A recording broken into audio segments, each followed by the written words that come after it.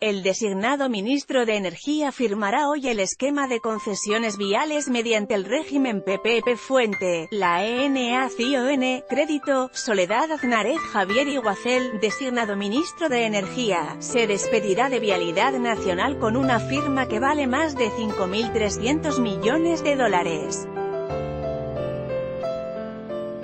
Hoy le pondrá su nombre a la resolución que es el último paso que quedaba para entregar el primer paquete de concesiones viales bajo el régimen de participación público-privado PPP.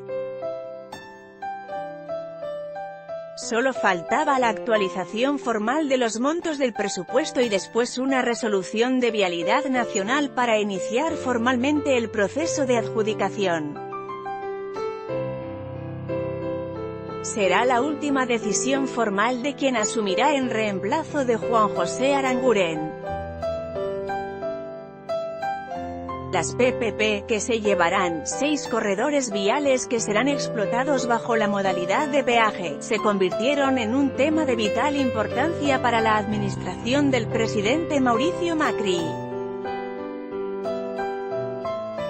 Sobre todo, después de la corrida que llevó a la fuerte intervención del Banco Central para contener el precio del dólar.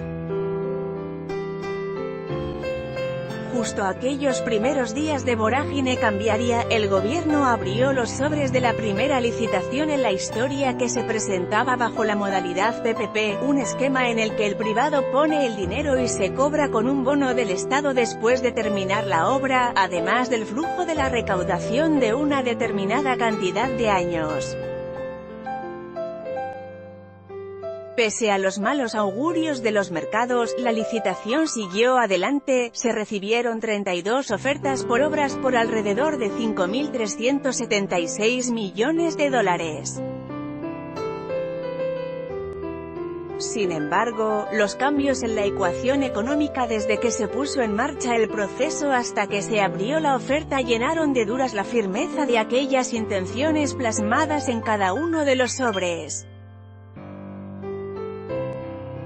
Los constructores tragaron saliva y mantuvieron vigentes sus presentaciones en la Casa Rosada. Aquella tarde de licitaciones firmes fue vivido como un triunfo. El esquema, que se estudia para decenas de proyectos de infraestructura, había sido bien receptado por el mundo vial. Con el correr de los días, la posibilidad de que alguna de las propuestas se corra de lado se mantuvo latente. Pero no solo la importancia está dada por el éxito de la operación Rutas, sino por lo que podría significar para la obra pública argentina. Sucede que tras el acuerdo con el Fondo Monetario Internacional (FMI), los dueños de las lupas presupuestarias empezaron a hurgar en los pliegues de la administración pública aquellos lugares donde se puede ahorrar un peso de gasto. Y entonces, aparece, como siempre en la historia argentina, un fusible llamado obra pública. De hecho, la Argentina podría escribir un tratado en proyectos de infraestructuras detenidos en el tiempo por el paso de la corrupción, la inflación, el cambio de las prioridades y los ajustes presupuestarios. Hasta sería fácil de ilustrar. Alcanzan las fotos de carteles de anuncios de obras oxidados por el paso de los años. Bajar el ritmo de la obra pública en año electoral, además, parece ser la peor ecuación. De ahí que la PPP, donde el dinero para la obra lo pone el privado hasta que se termine, puede ser una herramienta fenomenal para no detener la actividad de la construcción. De hecho, si finalmente el esquema de rutas termina por arrancar, la Argentina tendrá obradores viales como pocas veces en la historia con una nula erogación del fisco. Un efecto palpable del asunto sería, por ejemplo, que la necesidad presupuestaria de vialidad sería notablemente menor. Los dueños de la lupa fiscal saben que, de acuerdo a la forma en que se encare el ajuste fiscal, las consecuencias sobre el nivel de actividad varían. Daniel Artana, economista de Fiel, escribió en uno de los últimos reportes que el multiplicador del gasto corriente es muy bajo. Sin embargo, dice, los multiplicadores del gasto de capital son bastante más altos.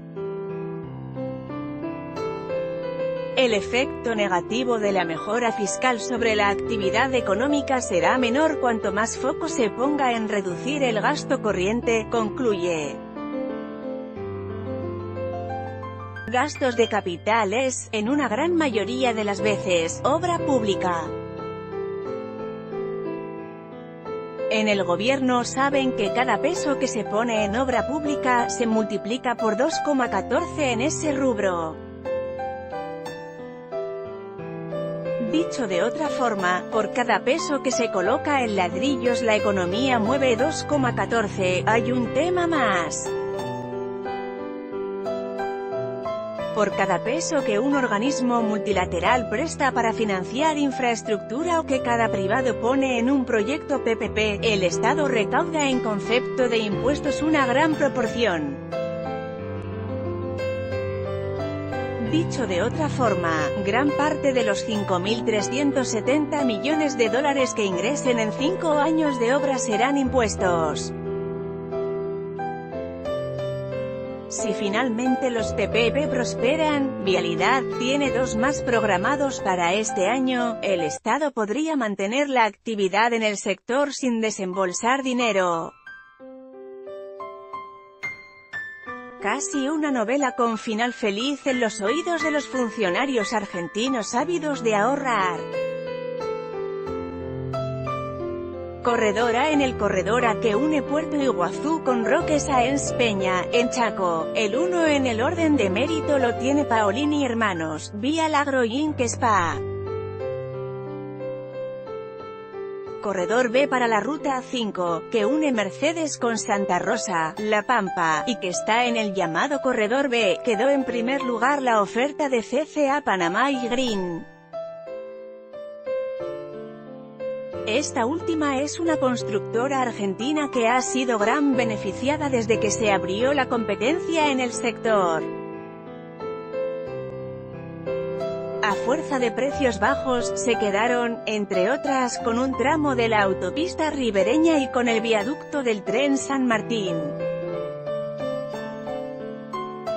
De hecho, fue la responsable de la caída de una estructura en Palermo que generó, no solo la necesidad de cortar el servicio esos días sino interrumpirlo por más de un año hasta que la obra no esté terminada. Corredor C, el tramo denominado C, que atraviesa Buenos Aires, el sur de Córdoba para llegar finalmente a Mendoza, quedará, si todo se mantiene como hasta ahora, para José Castellone, una de las empresas de obra pública más conocidas de la Argentina que es, justamente, de origen mendocino. Corredores E y F. El F, que es el corredor que contiene las autopistas Buenos Aires, Rosario y Rosario, Córdoba, será explotada por el consorcio que integran Helport, una compañía del grupo Eurnequian, Panedile, Copasa y Eleprint. Autopista Sur. Finalmente, la autopista Buenos Aires-Cañuelas, que estaba en manos de una empresa de Cristóbal López, tiene en la línea de largada a Robella Carranza, una empresa con fuerte presencia en San Luis, JCR, las siglas de Juan Carlos Relax 1.